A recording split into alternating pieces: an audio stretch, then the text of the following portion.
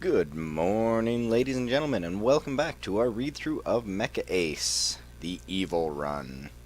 I'm feeling particularly malicious today, so let's just dive right in. Interlude. Colonial warship Caliburn, in orbit over Vedria Prime.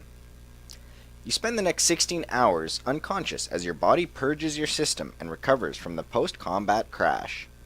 You wake up in your quarters, pale and trembling, your body still recovering from the effects of your combat drugs. In a tradition dating back over half a millennium, you went into combat dosed on a combination of stimulants which served to make you fast enough, tough enough, and alert enough to survive on the battlefield. Every sortie starts with your suit pumping your dosage into your system, and ends with the beginning of an hours-long period of withdrawal, through which you are blessedly unconscious. The first few minutes you spend awake are devoted to a slow, deliberate routine. You strip off your sweat-soaked flight suit, take a quick shower, and drink 3 or 4 glasses of water at a regular, measured pace.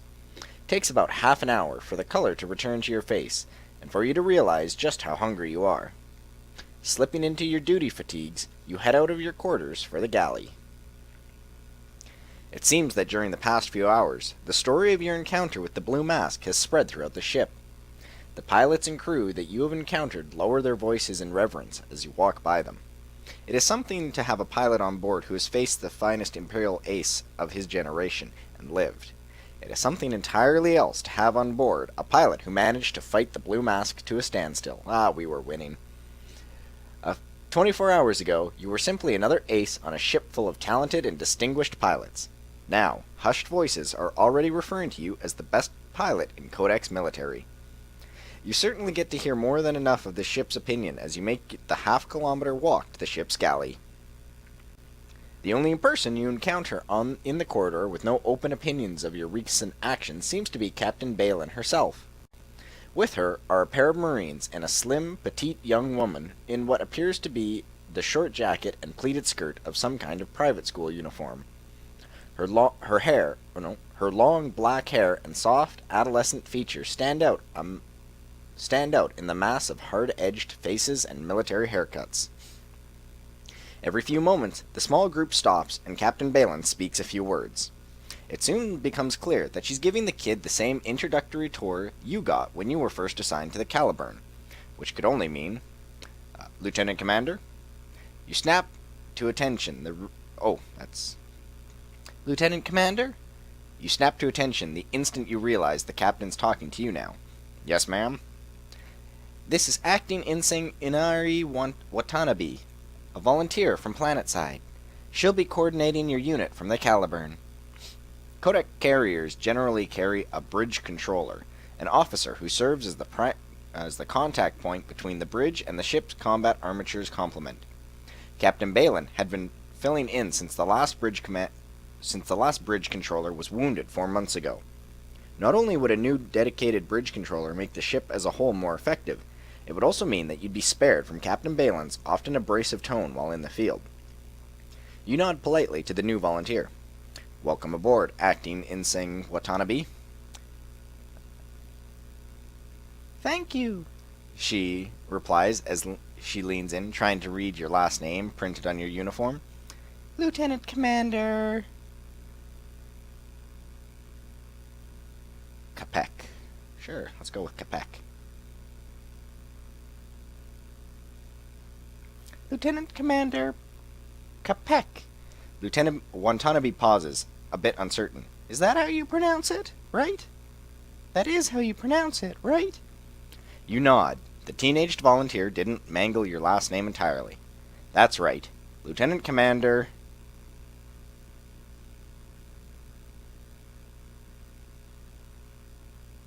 Alexander Capek. Yes, I like that. Alexander Capek, commander of the Zaft Lance, here on the Caliburn.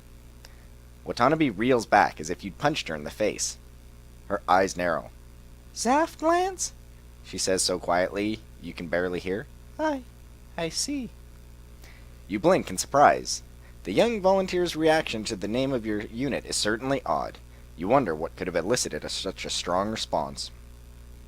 Captain Balin steps in before you can ask. There's still a great deal of this ship to cover, acting ensign. I'm afraid we don't have time to continue chatting. She turns to you. Lieutenant Commander Capek, I'm giving you 24 hours off until your next assignment. I trust you will use the time wisely. You have only a moment to ponder the abrupt end of your conversation before your stomach begins rumbling in earnest. Your last meal was more than a day ago. Driven by hunger, you have no choice but to continue to the ship's galley. If there is one good thing about Kodak's military rations, it is the simple fact that there are plenty of them to go around. Normally, considering the quality of the facetiously labeled food itself, that is hardly an advantage. At the moment, with your body desperately craving the calories it needs to recover from an hours-long spell in a combat armature cockpit, it is the only thing that matters. You are shoveling the last remnants of your fourth tray of what the identification tab swears is beef stew and rice, when you hear a chirping in your ear. Someone is trying to call you. The comm lines open, and a calm, gravelly male voice speaks into your ear. Good morning, Lieutenant Commander. Trust you slept well. Normally, it would be considered the height of arrogance for a mere enlisted crew member to address a superior officer so informally, but Chief Ingram Weaver happens to be the head of the Caliburn's hangar crew. When someone is in charge of keeping your Lance's machines in fighting order, it pays to cut them a little slack. I slept okay. What do you need, Chief? If you got the time, I'd like you to come down to Hangar Bay B for a minute. I'm sure you want a status report on the repairs to your machine. You look down at the food tray. The remaining portions of your meal look far less palatable now that you are no longer starving. Thank you. Maybe later, if I've got the time. All right, Lieutenant Commander. Whenever you're ready. With that, the hangar boss closes the call. You consider your options as you take a few minutes to dump the food substitute still in your tray into the recycling unit.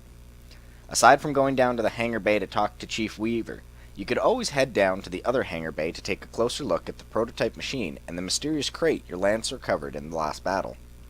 Alternatively, you could always drop by the pilot's wardroom and see how Asadie and your fellow pilots are doing, or track down Inari Watanabe to find out exactly why she reacted so strongly to the name of your unit.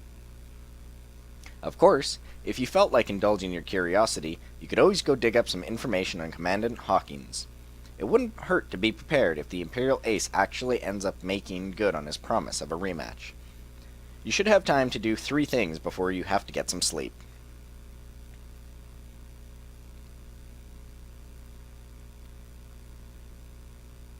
Well, I'm genuinely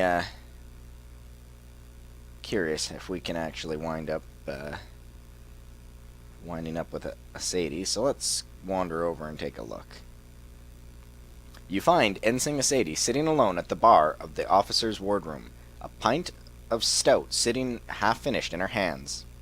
Your wingman raises her glass to you as you approach. The glorious hero of the Battle of Vedria Prime approaches, she declares as you sit down next to her. Asadie turns back to the beer and takes a quick swallow. Anyway, what's up, boss? I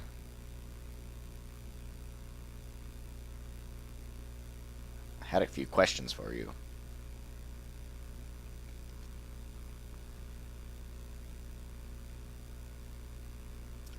Your wingman nods.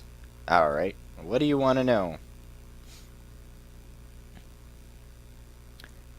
What do you think our next move should be? Sure, let's humor her. This is the only part that we are going to be neutral, not even still on the side of evil. It's almost as if Asadie was waiting for you to ask. Our next move? We beat the impies good here, and they're fleeing with their tails behind their legs. The Caliburn and her battle group should be right on their heels, ready to take every cubic kilometer of space they give up. Really? After all, pushing forward into Imperial Head space without the main Kodak fleet to provide any support or kind of supply base would be a supremely risky move. Your wingman nods her head with aggressive vigor. Damn right. We could drive those Imperials out of the system altogether. Hell, we could keep pushing and liberate Tolton, then drive right into Seoul. Wouldn't that be something? You shake your head a little bit in disbelief. Whatever could be said about your wingman's strategic sense, there is no doubting her aggressive zeal, or her imagination. Let's ask if anybody's back home. We're not even going to ask about the new bridge controller. What do we care? A Sadie shakes her head. There was someone, but we decided to part ways a few months ago. Having answered your question, your wingman leans forward, eyes narrowed in curiosity. What about you, boss? Got a wife, husband, kids? How progressive. You shake your head. You've been a soldier for so long that you barely remember what it is like to have a proper personal relationship with someone who isn't in your chain of command. A Sadie responds with a shy, sly little grin. Well, now, isn't that something? Now would probably be a good time to change the subject. Now, we're not talking about the girl. We're not falling for that. Alright, time to peace out. No problem, boss. It was good talking to you. I'm not sure how drunk she's supposed to be, coincidentally. You turn to leave, but before you can step away, your wingman puts her hand on your shoulder. Hey, if you ever need to talk, you know where to find me. You glance at your watch after walking away. You have time for 2 more things. We're going to go and take a look at that prototype mecha. You find the wide cargo doors to the hangar bay A blocked by a pair of Marines clad in full body armor, assault rifles in hand. Afternoon, sir. One of the Marines steps forward to stop you. I'm afraid this area is off limits to all crew at the moment. Captain orders. Your eyes narrow in curiosity. Is there a problem? The Marine nods her head. Nobody has clearance to approach the prototype machine, not even the captain. The other guard shakes his head. Let him through, Zoe. The lieutenant commander brought the damn thing up, remember? He's not going to hijack it. The Marine turns to you uncertainly. Are you? Oh. So how do we respond? Because if we genuinely were going to try and hijack it, because we're evil, how would a bad guy respond? Would he feign? He'd obviously try and feign innocence, because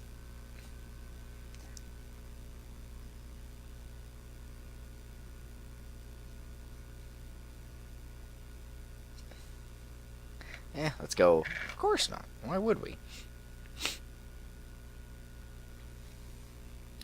The female Marine, Zoe, presses her thumb against the security pad on the wall, and the heavy blast doors slide open. No pictures, no notes, and definitely no opening the cockpit. I'll have to shoot you if you do. I'm serious. Judging by the way the Marine's finger has slipped inside the trigger guard, you don't doubt her for a second. You nod in agreement. Okay, go take a look, but if anybody asks, you were never here. You step through the doors, and there it is. The white prototype has not changed at all since you first laid eyes on it the day before. Standing stock still, as if at attention in one of the maintenance berths, the mysterious combat armature looks not unlike a colossal knight clad in enameled armor, the metal of its inner workings and the black tubular muscles of its joints glistening under the harsh lights of the hangar bay.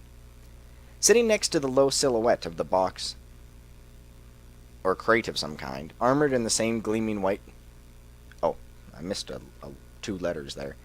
Sitting next to it is the low silhouette of a box or crate of some kind, armored in the same gleaming material as the machine. This must have been the package your Lance recovered from deeper inside the underground complex.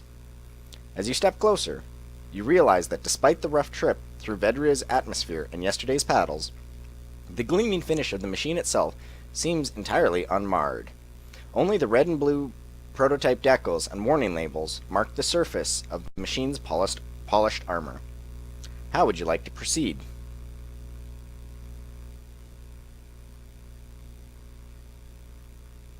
Let's take a good and proper look at the frontal armor. Fuck it. Let's look at the weapons.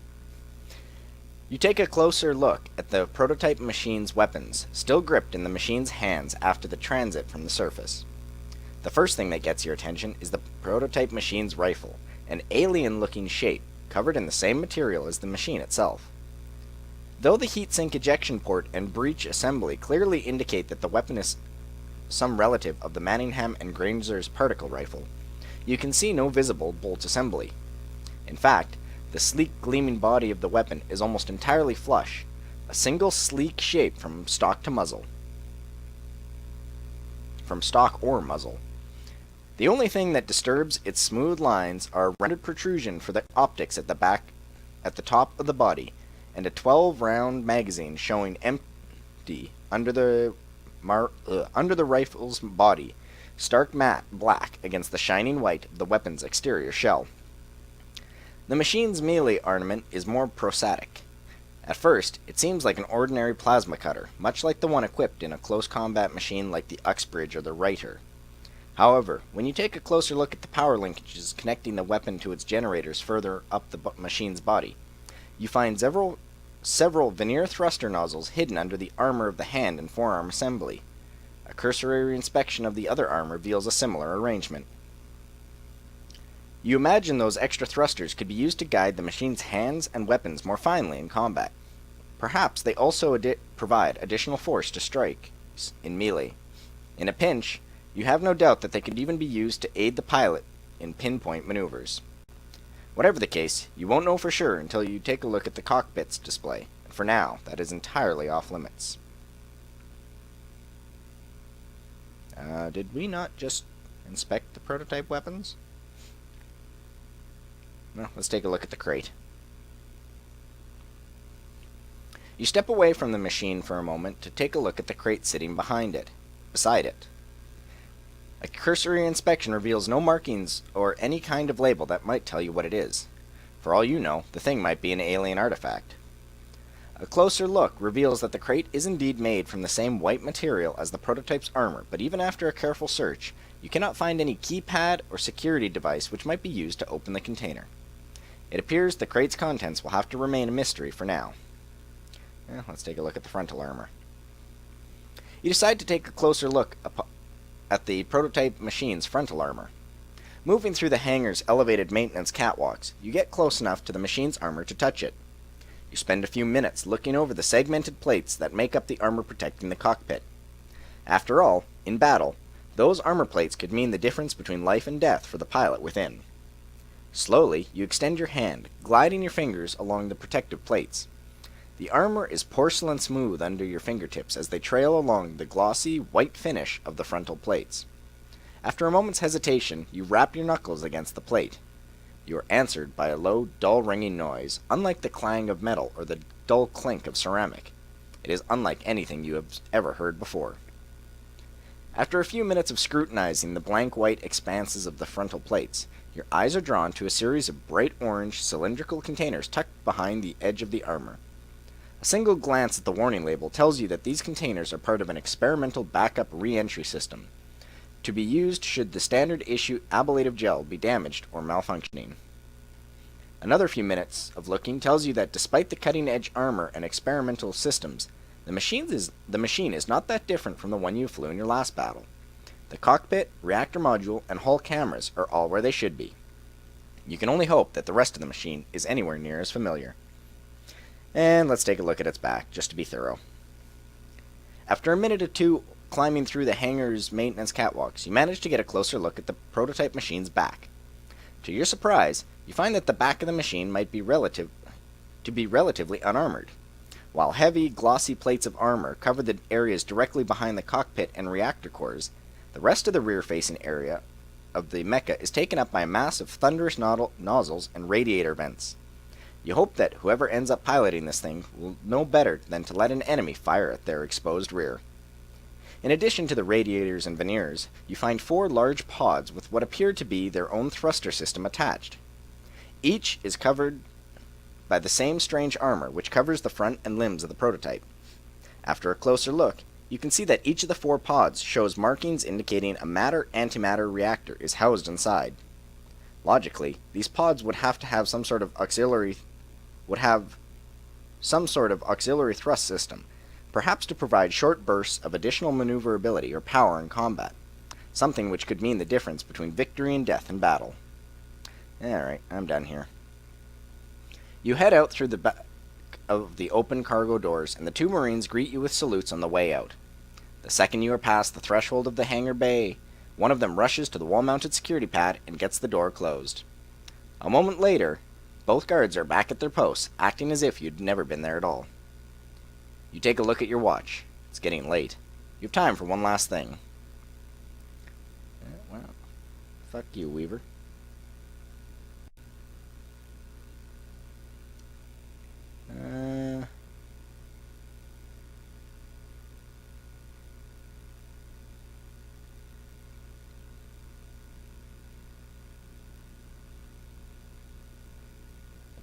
Do I want to go back to the quarters and do the research?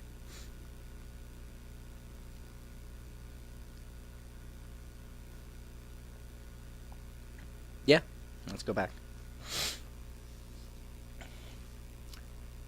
You head back to your quarters to see if you can't find any more information on Commandant Hawkins.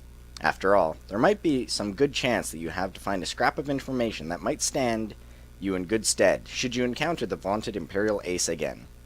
With FTL communications as expensive and resource-intensive as they are, there is no interstellar information network you might use to find what you need.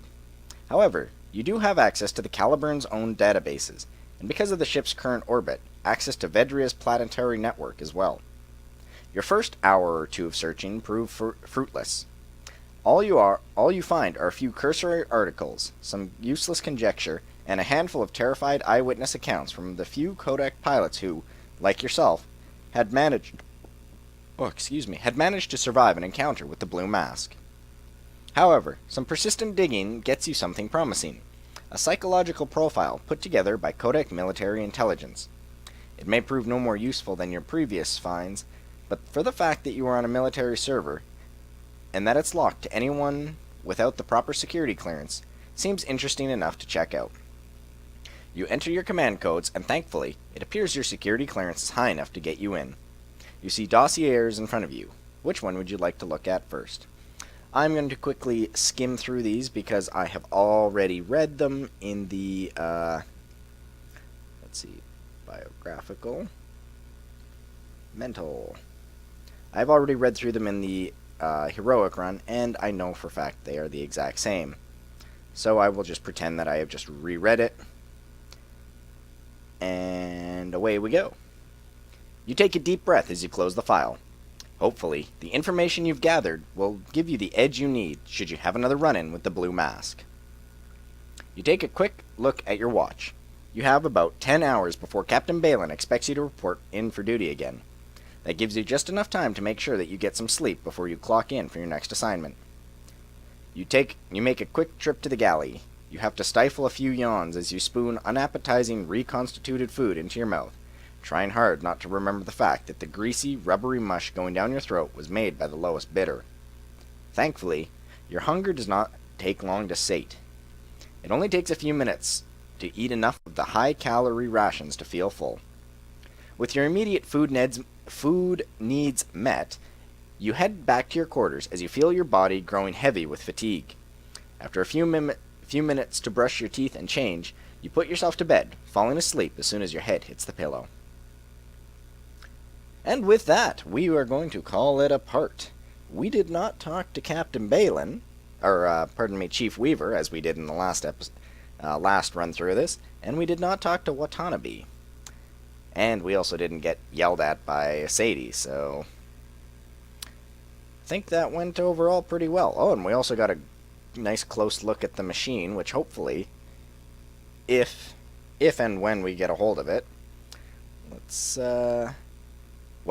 given that the episode name is Roar Lionheart, the White Machine's First Flight, I'm hoping that our inspection of it somehow aided our ability to use it. Anyway, for now, I didn't get to do anything particularly malicious, but, except for ignore Chief Weaver. But that'll be all for now. Till next time, guys. Later.